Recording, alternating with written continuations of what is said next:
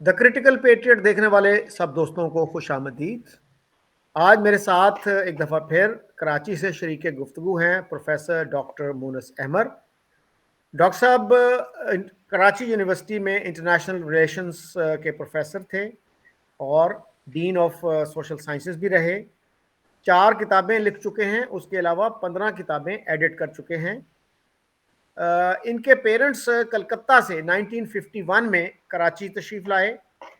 Doctor साहब, ये बताइएगा कि हमारे यहाँ आजकल बड़ी बहस चल रही है कि हम डिफ़ॉल्ट करने वाले हैं या हमारा डिफ़ॉल्ट हो चुका है, अगरचे हमने डिक्लेयर नहीं किया, तो हम कैसे इस हाल को पहुँचे?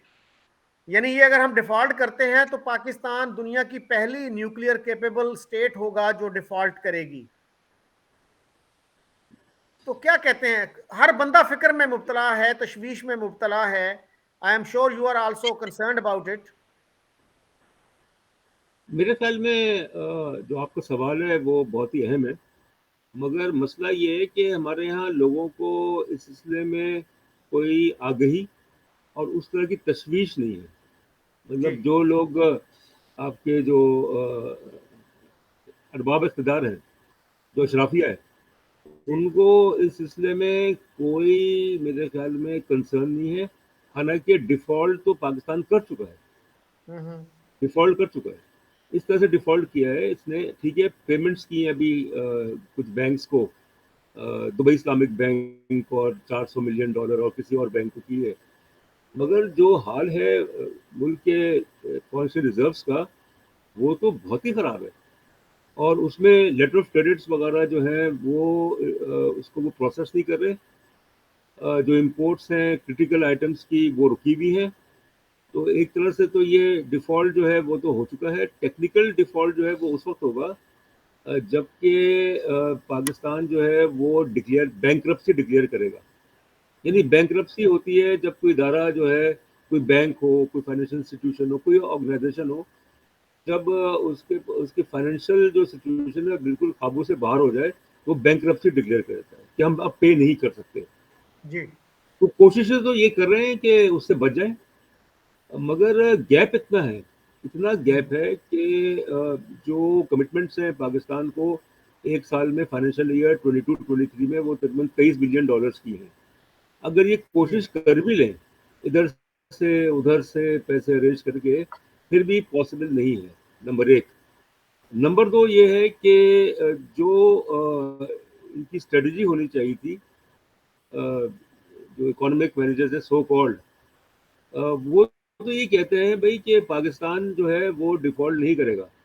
और इसाक डार साहब जो कि फाइनेंस मिनिस्टर है, फेडरल फाइनेंस मिनिस्टर है, मतलब उन्होंने एक ऐसा स्टेटमेंट दिया जिससे तशवीश की लहर दौड़ गई कि पाकिस्तान के फॉरेन रिजर्व जो है वो $10 बिलियन है।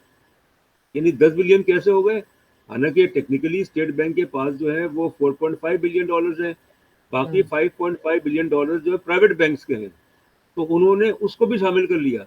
मुझे खदशा ये है कि स्टेट बैंक जो है वो जो प्राइवेट बैंक्स में जो पाकिस्तानी अकाउंट होल्डर्स के फॉरेन एक्सचेंज करेंसी जो अकाउंट्स हैं डॉलर में, जिसमें भी वो भी खर्च कर रहे हैं।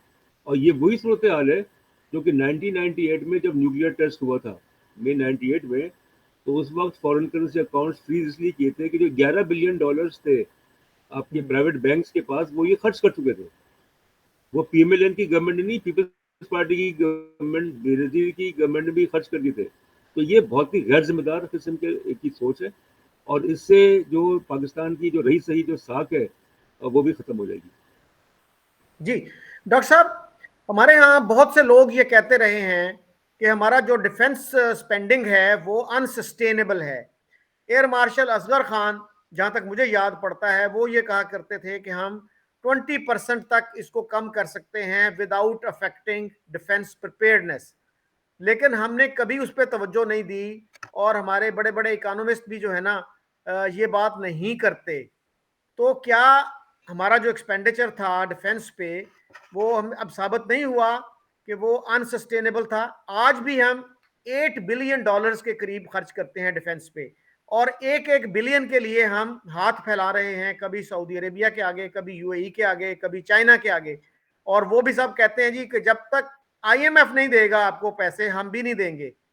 तो कितनी शर्मिंदगी की बात है एक न्यूक्लियर केपेबल स्टेट के लिए ये। बिल्कुल सही कहा आपने।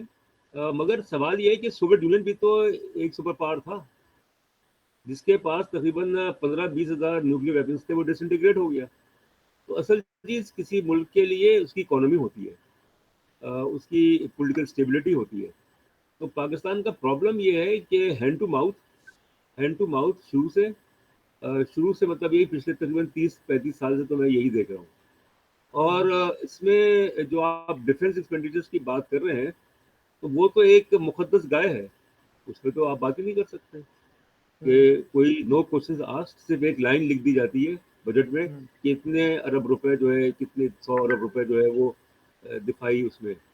असल बात ये है कि अब वो वक्त आ रहा है, मुझे इस चीज़ से खदशा है, मेरे ख्याल में हर पाकिस्तानी को जो कोई ये फिक्र और परेशानी होगी कि ऐसा ना हो कि जो तनख्वाह देने के पैसे ना हो मुसल्लह फ़ौज के जो लोग हैं, जब तनख्वाह और पेंशन देने के पैसे नहीं होंगे, तो ज़ाहिर है कि जो बेचैनी है पाकिस्तान की, जो 6-7 लाख की जो फ़ौज है, तो वो बेचैनी, और फिर इसके अलावा जो बाकी अखराजात हैं।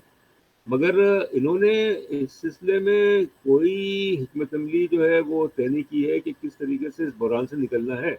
सब बातें ही कर रहे हैं, मगर कोई अमली इन्होंने 3 चीज़ें ज़रूरी होती हैं किसी मुल्क की मईशत को ठीक करने के लिए। एक तो पॉलिसी ऑफ सेल्फ रिलायंस होती है कि आप अपने रिसोर्सेज पे इन्हिसार करें, जैसे इंडिया ने किया और चाइना ने किया। दूसरा होता है कि एक्सपोर्ट्स जो हैं उसको तरजीह दी जाए, इंपोर्ट्स को कम से कम रखा जाए। और तीसरी चीज़ ये होती है कि जो गैप है इनकम और एक्सपेंडिचर में, उस गैप को जो है वो कम किया जाए। हमारे यहाँ ये तीनों चीज़ें नहीं हुई। बदकिस्मती से पाकिस्तान की जो मईशत है वो हचकोले खाती रही, और ये चीज़ जो है उरूज पे पहुंच गई पिछले साल अप्रैल के बाद, जब वोट ऑफ नो कॉन्फिडेंस जो है वो कौमी असम्बली में पेश किया गया, इमरान खान साहब की गवर्नमेंट जो है फारिग हो गई। तो जो सियासी बहरान है, सियासी बहरान की वजह से माशी बहरान, तो मईशत का और सियासत का तो आपस में गहरा ताल्लुक है, और बदकिस्मती से यहाँ इन दोनों चीज़ों पे तवज्जो नहीं दी गई। सही। अच्छा सर, एक और भी मसला है हमारा कि मैंने असद दुरानी साहब का इंटरव्यू किया था, जो रिटायर्ड लेफ्टिनेंट जनरल हैं, जी हाँ। वो ISI के चीफ भी रहे, फिर एम्बेसडर रहे वो जर्मनी में और सऊदी अरब में।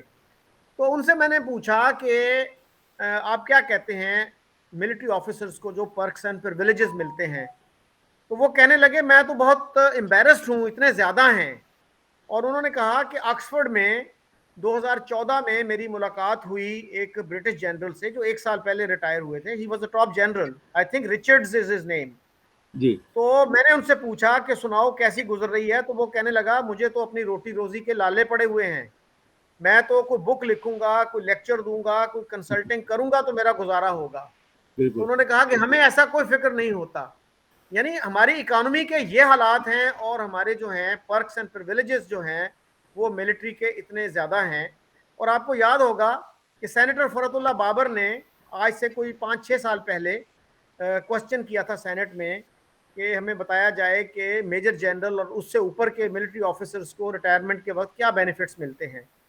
तो आम तौर पे 2 हफ्ते में जवाब आ जाता है, लेकिन उसका आज तक जवाब नहीं आया। जवाब और उस वक्त के जो सेनेट के चेयरमैन थे उन्होंने इस पे बड़ा नाराजगी का इजहार भी किया था कि ये इन्फॉर्मेशन तो आपकी फिंगर टिप्स पे होनी चाहिए, आप क्यों नहीं दे रहे हैं ये इन्फॉर्मेशन। तो उन्होंने कहा था कि जी हम मुख्तलिफ ऑफिस से ये इन्फॉर्मेशन इकट्ठी कर रहे हैं।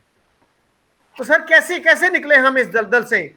ये सिर्फ डिफेंस एक्सपेंडिचर की नहीं, बाकी एक्सपेंडिचर जो हैं हमारे उस पर भी हमें रिव्यू करना होगा कि कौन से एक्सपेंडिचर हैं जो जिनको हम कट कर सकते हैं without affecting the efficiency of the system. Efficiency of the system जो है वो तो उस पर एक सवालिया निशान है। नॉन प्रोफेशनल किस्म की सोच जो आप बात कर रहे हैं, जो पर्क्स की, मराद की, बिल्कुल सही है कि क्या ये मुल्क अफोर्ड कर सकता है कि ये VVIP कल्चर, प्रिविलेजेस और इस तरह की ब्यूरोक्रेसी और मुसल्लह फ़ौज की जुडिशरी, इवन जुडिशरी कि एक सुप्रीम कोर्ट का जज जो है या हाई कोर्ट का जज जो रिटायर होता है, उसकी जो पेंशन है वो 12 लाख होती है महीने की। تو پلاٹس الگ ملتے ہیں، باقی برات الگ ملتی ہیں. مجھے یاد ہے کہ جب میں پہلی نہیں دوسری دفعہ گیا تھا انڈیا گیا تھا، دہلی گیا تھا ایک کانفرنس میں. تو میرے مطلب آگے گاڑی جا رہی تھی. ہمارے یہاں جو ہے، اب آپ کو تو زیادہ پتا ہوگا کہ یہ آپ کے 1 اسٹار سے نیچے ہی شروع ہو جاتا ہے.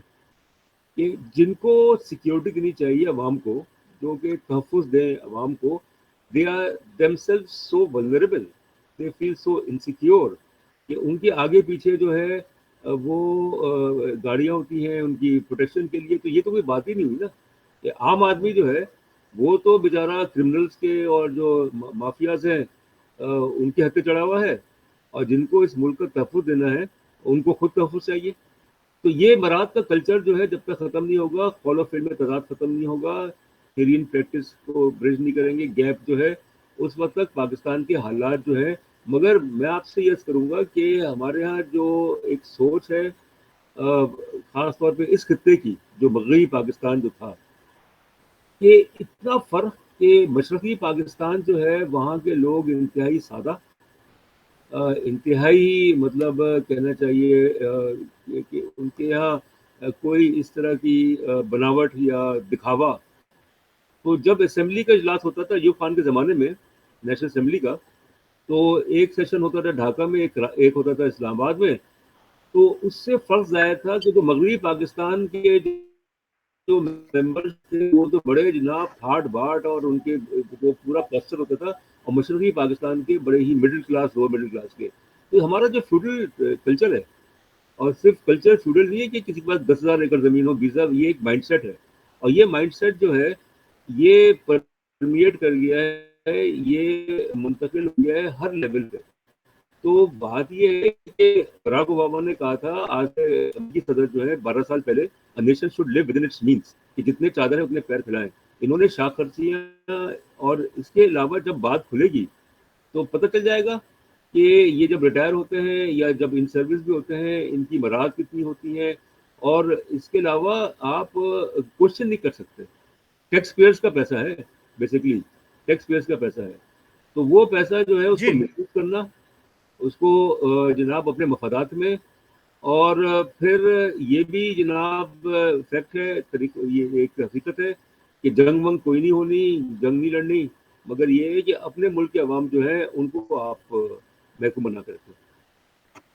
اچھا، آپ نے مونس صاحب جو بات کی، آپ نے سیکنڈ وزٹ میں انڈیا کے دیکھا، وہ ذرا ریپیٹ کر دیں. وہ میرے خیال ہے ریکارڈنگ میں کچھ پرابلم آ گیا تھا. کوئی لیفٹیننٹ جنرل جا رہے تھے اور 1989 فیبرری کی بات ہے. تو جی یہ کیناٹ پلیس جو نیو دہلی کا علاقہ ہے، وہاں پہ میں نے دیکھا تھا کہ ایک گاڑی جو ہے ایمبیسڈر کار، جو ان کی لوکل گاڑی ہے، 3 اسٹار کی وہ تھی، پلیٹ تھی لگی ہوئی، یعنی لیفٹیننٹ جنرل کی. اور ہی واز الون، کوئی آگے پیچھے کوئی پروٹوکول نہیں، کچھ نہیں، کوئی سائرن بجاتی نہیں، گاڑیاں نہیں. اس وقت کی بات ہے، میں ابھی کا نہیں پتا مجھے. تو جس ملک میں مطلب بنیاد جو ہے وہ سادگی پہ ہو، سیلف ریلائنس پہ ہو، اپنے وسائل کو جو ہے وہ استعمال کرتے ہوں، اور توجہ جو ہے وہ ہیوی انڈسٹری پہ ہو، انڈسٹریلائزیشن پہ ہو، تو وہی ملک ترقی کرتا ہے. وہ ملک کبھی ترقی نہیں کرے گا جو کہ ادھر سے مانگ کے، ادھر سے مانگ کے، یہاں سے امداد لے کے، وہاں سے امداد لے کے، اور اس کو بھی مینٹین نہیں کر سکے کہ روس نے، سوویت یونین نے اسٹیل مل پاکستان کو بنا کے دی، اس کا ہم نے کیا حشر کیا، سوچیں آپ. اور پھر اس کے علاوہ جو ادارے جو برباد ہوئے، تو وہ بھی تو اسی لیے ہوئے کہ کرپشن، نیپوٹزم، میرٹ کا قتل عام. تو وہ ادارے نہیں چل سکے اور پاکستان اسی لیے نیچے گیا. یہی وجہ ہے. جی ڈاکٹر صاحب، صرف سٹیل مل نہیں، ہمارا پی آئی اے دیکھ لیجئے، جی ہاں، ہمارے جو ریلوے دیکھ لیجئے، سب ہر ادارے کا ریاستوں کا ہے. بد سے بدتر حال ہوتا جا رہا ہے. اپنے کو دیکھ لیں. پچھلے دنوں میں نے پروفیسر مقتدر خان کا انٹرویو کیا، آپ جانتے ہوں گے ان کو. جی وہ حیدرآباد دکن سے ان کا تعلق ہے، اور کافی عرصے سے وہ امریکہ میں ہیں، اور آج کل ڈیلویئر یونیورسٹی میں پڑھاتے ہیں.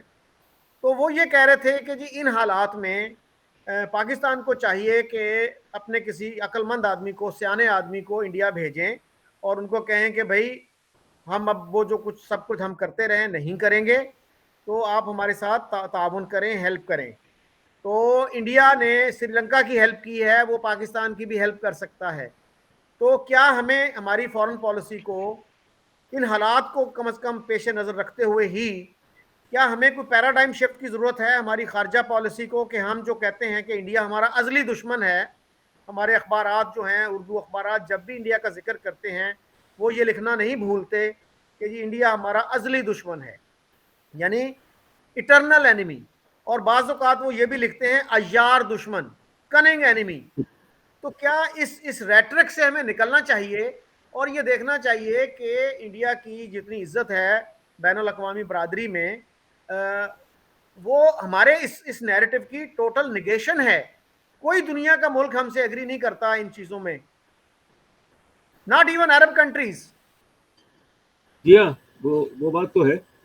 وہ آپ نے بات کی پیراڈائم شفٹ کی بات کی آپ نے, مطلب اگر پاکستان یو ٹرن لیتا ہے جو اس کی ایک ٹریڈیشنل پالیسی ہے انڈیا کے بارے میں, تو اس میں اصل میں دو باتیں ہیں. پہلی بات تو یہ ہے کہ بھارت جو ہے وہ جنوبی ایشیا کا سب سے طاقتور اور سب سے بڑا ملک ہے. یعنی 77% جنوبی ایشیا کا جو ہے وہ بھارت ہے. آبادی کے حساب سے, رقبے کے حساب سے, وسائل کے حساب سے آپ دیکھیں کہ دنیا کی 5ویں بڑی معیشت بن گیا ہے, 3ری معیشت بن جائے گا. تو یہ بات تو صحیح ہے کہ بھارت نے ترقی کی ہے, مگر دوسری بات یہ ہے کہ اگر ہم چین کی مثال لیں کہ چین کی پالیسی جو ہے وہ 1979 سے یہ ہے کہ وہ اپنے ہمسایوں کے معاملات میں دخل اندازی نہیں کرے گا. آخری جو چین نے لڑی وہ ویتنام کے خلاف لڑی جنوری 1979 میں. اس کے بعد ڈینگ پنگ کی جو رجیم تھی اس نے تہیہ کر لیا کہ اگر ہمیں معاشی ترقی کرنی ہے تو پھر جو تنازعات ہیں ہمسایوں کے ساتھ ان کو یا تو ہم فریز کر دیں اور اس کو پھر معیشت کے اس میں انوالو نہ کریں. تو $100 بلین کی ٹریڈ ہے چائنا اور انڈیا کی, مگر انڈیا کو بھی سوچنا چاہیے, بھارت کو سوچنا چاہیے کہ اگر اسے دنیا کی ایک کامیاب طاقت بننا ہے تو اس کو اپنے ہمسایوں کے ساتھ جو ہے وہ تعلقات بہتر کرنے پڑیں گے. اور جو ایک تاثر ہے مداخلت کا, جو صحیح یا غلط جو بھی ہے, وہ تاثر غلط ثابت کرنا پڑے گا. میری بہت سے انڈین سے وہ بات ہوتی ہے تو وہ یہی کہتے ہیں کہ بہت سارے پاکستانی جو ہیں وہ ایک فالس ایکویولنس ڈرا کرتے ہیں. وہ یہ کہتے ہیں کہ دونوں طرف سے غلطیاں ہوئیں, تو جی ان کو اسپیسیفائی کرنا چاہیے, اسپیسیفک بات کرنی چاہیے کس سے کون سی غلطی ہوئی. دیکھیے ہم نے تو پیدا ہوتے ہی انڈیا کے ساتھ دشمنی کی پالیسی بنا لی تھی. ہمیں تھوڑی سی تنقیدی سیلف کرٹیسزم بھی کرنی چاہیے, سیلف ریفلیکشن کرنی چاہیے کہ ہم صحیح جو بات. ہے نا فالس ایکویولنس ڈرا کر کے اس سے نکلنے کی کوشش نہ کریں, آنےسٹی کے ساتھ سامنا کریں کہ جی ہاں ہم نے غلطی کی, ہم نے غلطیوں کی سٹارٹ کی. تو سر جونا گڑھ کی ایک سیشن سے یہ کام شروع ہوا. یعنی انڈیا میں وہ لوگ جو چاہتے تھے کہ ٹھیک ہے بھائی پاکستان بن گیا جس طرح بھی بن گیا, ہماری ریزرویشن تھیں, اگرچہ کچھ لوگ یہ کہتے ہیں کہ سردار پٹیل کا بڑا اہم رول تھا گاندھی جی اور نہرو کو تیار کرنے میں کہ پارٹیشن ہی اس مسئلے کا حل ہے, لیکن بہت سارے لوگ جو تھے ناراض بھی تھے کہ ملک 2 ٹکڑے ہو گیا, لیکن پھر بھی وہ کہتے تھے کہ اچھا یار اچھے تعلقات رکھیں. تو پاکستان نے سر جونا گڑھ کی ایکسیشن قبول کر کے اس پروسیس کی ابتدا کی کہ Pakistan is not interested in peace with India, it wants to create problems for India. اس کے بعد سر کشمیر میں ہم نے ٹرائبل انویژن کروایا. اس کے بعد بھی سردار پٹیل نے آفر کی کہ آپ کشمیر لے لیں, حیدرآباد دکن میں دخل اندازی نہ کریں. اس پہ لیاقت علی خان نے کیا کہا سردار شوکت حیات کو, جب شوکت حیات نے یہ کہا کہ سر یہ اچھی آفر ہے, یہ آپ ایکسیپٹ کر لیں, تو انہوں نے کہا شوکت تم مجھے پاگل سمجھتے ہو, ان کی کتاب میں ہے یہ, میں حیدرآباد جیسی بڑی ریاست چھوڑ کر جو پنجاب سے بھی بڑی ہے اس کو چھوڑ کے میں کشمیر کی چند پہاڑیاں لے لوں. تو سر یہ جو ہسٹری ہے نا ہماری, یہ ہمیں عوام کو بتانی ہوگی, ورنہ عوام میں وہی اینٹی انڈینزم رہے گا. ہم آنےسٹی, ہمارے جو انٹلیکچوئلز بھی ہیں, ہمارے ایکیڈیمکس بھی ہیں, وہ بھی معاف کیجئے گا سچ نہیں بتاتے رہے قوم کو. اب سر ایسی خبریں آ رہی ہیں کہ جنرل باجوہ جو تھے وہ چاہ رہے تھے کہ اچھے تعلقات ہوں انڈیا سے. انہوں نے کئی دفعہ یہ کہا کہ میں نے اپنے ایک ادارے سے یہ ریسرچ کروائی, اور وہ ادارہ ISI تھا, اور اس نے یہ فائنڈنگ دی کہ ٹریڈ اگر ہوتی ہے انڈیا پاکستان کے درمیان تو وہ پاکستان کے لیے زیادہ فائدہ مند ہے, یوزفل ہے, بینیفیشل ہے. تو وہ چاہ رہے تھے کہ کشمیر کے ایشو کو 20 سال کے لیے 25 سال کے لیے فریز کر دیا جائے. لیکن شاہ محمود قریشی جو اس وقت فارن منسٹر تھے, انہوں نے عمران خان کو کہا کہ اس سے مت ایگری کرنا ورنہ لوگ یہ کہیں گے کہ تم نے کشمیر بیچ دیا. تو سر یہ جب آپ کا مائنڈ سیٹ ہوگا, ہمارے جو پڑھے لکھے لوگ ہیں, اتنے ایکسپیرینس لوگ ہیں, وہ بھی اتنی سمپلسٹک ٹرمز میں دیکھیں گے کشمیر ایشو کو, تو باقی آپ عوام سے کیا توقع کرتے ہیں؟ اصل میں مجھے یہ محسوس ہوتا ہے کہ سن 90 تک بھارت میں پاکستان کے بارے میں جذبات اتنے مخالف نہیں تھے. میں جب بھی گیا مطلب مجھے کوئی پرابلم نہیں ہوئی ایز سچ, مگر یہ معاملات خراب ہوئے کشمیر میں جب جو جس کو انتفادہ کہتے ہیں, کشمیری انتفادہ, اور پھر جس کے بعد دیگر کارگل کا واقعہ, ممبئی کا اٹیک اور پتہ نہیں کیا کیا. اب جو ہونا تھا وہ تو ہو گیا. اب جی آپ مطلب آگے بڑھیں اور جو شکوک و شبہات ہیں اعتماد کو بحال کریں, جس کو کانفیڈنس بلڈنگ, جس میں نے بھی کافی کام کیا تھا, confidence building measures military level پہ, نان ملٹری لیول پہ. ہمیں وہیں سے شروع کرنا پڑے گا جہاں سے ہم نے وہ سلسلہ جو تھا کمپوزٹ ڈائلاگ کا, جو بعد میں کمپریہنسو ڈائلاگ ہوا 1997 کے بعد, اور نیک نیتی کے ساتھ. یعنی جب تک کہ ایک دوسرے کے خلاف نفرت اور بدقسمتی سے یہ جو جذبات ہیں وہ پرانی نسل میں تو تھے ہی پارٹیشن والی, مگر منتقل ہو گئے نیو جنریشن میں. وہ بات آپ کی صحیح ہے کہ تاریخ جو ہوتی ہے وہ اس کو جھٹلایا نہیں جا سکتا. تاریخ جو ہوتی ہے اس میں سچ بتانا پڑتا ہے کہ کہاں غلطیاں ہوئی, کہاں ہم سے غلطیاں ہوئی, کہاں ان سے غلطیاں ہوئی, اور آگے بڑھیں. کہ اس خطے کا اصل مسئلہ جو ہے جنوبی ایشیا کا, وہ غربت ہے, افلاس ہے, وہ بے روزگاری ہے, وہ ماحولیات ہے. کہ آپ دیکھیں کلائمیٹ چینج, گلوبل وارمنگ, اور اس کے علاوہ بے شمار مسائل ہیں, مگر کیوں نہیں ہم مل بیٹھتے؟ اس لیے کہ ہمارے اندر وہ جذبہ ہی نہیں ہے. اب وہ جذبہ پیدا کرنے کے لیے قربانی دینی پڑتی ہے, گیو اینڈ ٹیک کرنا پڑتا ہے, آگے بڑھنا پڑتا ہے, ایک دوسرے کو قبول کرنا پڑتا ہے. جب تک ایک دوسرے کو قبول نہیں کریں گے کہ بھئی وہ حقیقت ہے. تو اب واجپئی صاحب جو ہے, آپ دیکھیں کہ بی جے پی کے پرائم منسٹر, مطلب انڈیا کے پرائم منسٹر, بی جے پی کے لیڈر, وہ لاہور گئے, نعرے پاکستان گئے. تو ایک جسچر تھا, بہت اچھا جسچر تھا.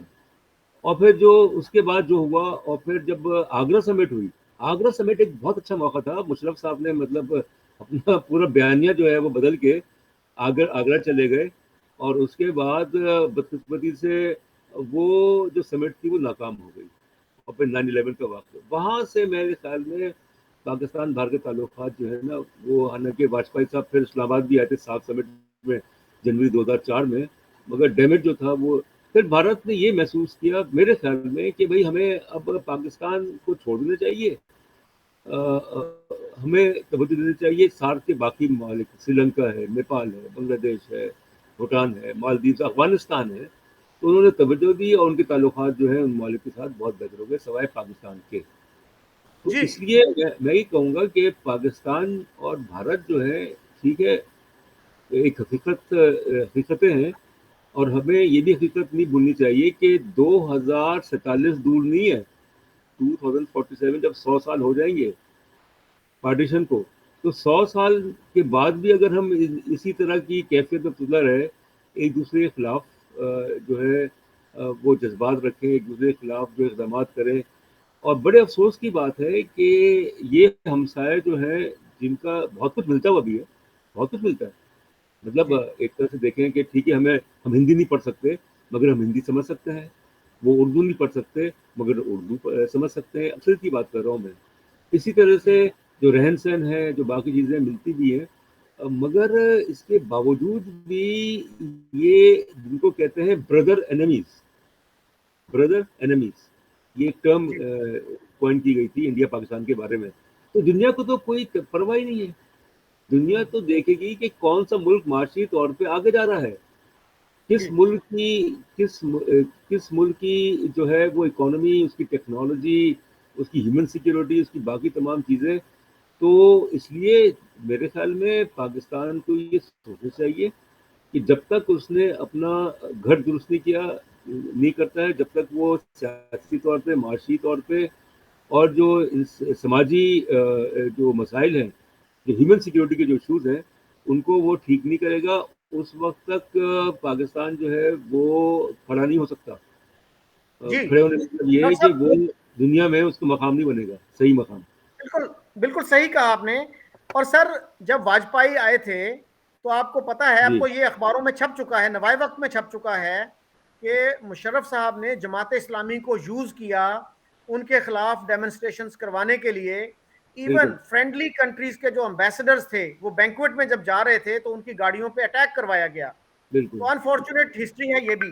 اور سر ایک میرے خیال میں جو ممبئی اٹیک تھا اس نے بھی بہت زیادہ ہوا دی اینٹی پاکستانی سینٹیمنٹ کو امریکہ انڈیا کے اندر. اور آج تک بھی ہمارے سینئر لوگ، ہمارے ایک بریگیڈیئر صاحب نے ارنب گوسوامی کے پروگرام میں کہا کہ اجمل قصاب کا پاکستان سے کوئی تعلق نہیں تھا. تو جب ہم اس طرح کا رویہ رکھیں گے تو آپ کو کون سیریس لے گا؟ پوری دنیا مانتی ہے کہ اجمل قصاب پاکستان سے تھا. ہم اگر انکار کرتے رہیں، اپنے لوگوں کو بیوقوف بناتے رہیں تو بھلے بناتے رہیں. اور سر اصغر خان، ایئر مارشل اصغر خان، جو اتنے ریسپیکٹڈ ملٹری آفیسر تھے کہ اب ہماری ایئر فورس اکیڈمی کا نام ان کے نام پہ ہے، تو انہوں نے بھی یہ کہا کہ جتنی بھی جنگیں ہوئیں ان میں پاکستان کی طرف سے سٹارٹ ہوا. اور ہماری جو ہسٹری بکس ہیں وہ یہ بتاتی ہیں کہ جی بزدل دشمن نے رات کے اندھیرے میں ہم پہ حملہ کر دیا. تو جب تک ہم اپنے بچوں کو آنےسٹ طریقے سے ہسٹری نہیں پڑھائیں گے تو یہ نفرت کیسے ختم ہوگی؟ بالکل صحیح ہے کہ خاص طور پہ جو ٹیکسٹ بکس ہیں اسکول کے لیول پہ، کالج کے لیول پہ، ایک غیر محفوظ قوم جو ہوتی ہے، ایک غیر محفوظ جو ادارہ ہوتا ہے، وہ تو یہی کرے گا نا. وہ ایک تھریٹ پرسپشن بنائے گا، اور ایک غلط بیانیہ اور ایک ڈینائل موڈ. ہر چیز کو ڈینائی کرنا. مگر ڈینائل موڈ سے کیا ہوتا ہے؟ جو ڈینائل موڈ ہوتا ہے وہ آخر میں غلط ثابت ہو جاتا ہے.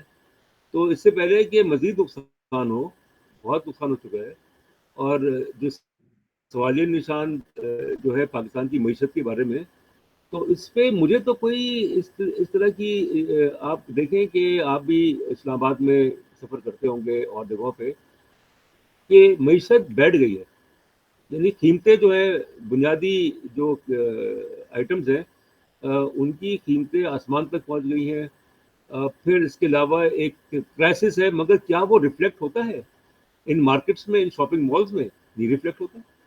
تو اس کا کیا مطلب ہے؟ اس کا تو مطلب یہ ہے کہ جیسے سری لنکا میں تھا کہ لوگوں کو کوئی احساس ہی نہیں تھا. اس کے بعد جب وہ ڈیفالٹ کر گیا تو نہ پیٹرول مل رہا ہے، نہ بجلی مل رہی ہے، نہ دوائیں مل رہی ہیں، نہ کچھ مل رہا ہے. اللہ نہ کرے کہ پاکستان کے ساتھ بھی ایسا ہو. مگر جو پاکستان کے نصیب میں لکھا ہے وہ تو ہوگا، اس کو ہم اور آپ نہیں جی روک سکتے. وی کی ناٹ اسٹاپ اچھا دیم. ڈاکٹر صاحب کل مجھے کچھ صاحب بتا رہے تھے کہ ہمارے ایک لٹریری پرسنالٹی نے لکھا ٹویٹر پہ غالباً کہ 75 سال میں ہم نے اس ملک کو بہت شاندار ملک بنا دیا ہے. ایک بنگلہ دیش بن گیا اور دوسرا کنگلہ دیش بن گیا. جی. تو سر کوئی فائنل تھاٹس ہوں بریفلی بتائیے گا بیفور وی کلوز. نہیں، اصل میں وہ آپ نے باٹم لائن جو ہے نا وہ، کہ ایک پروجیکٹ جو جیپنیز جو انویسٹرز کا جائکا کے نام سے، جی وہ اس پہ کام ہوا تھا کراچی میں.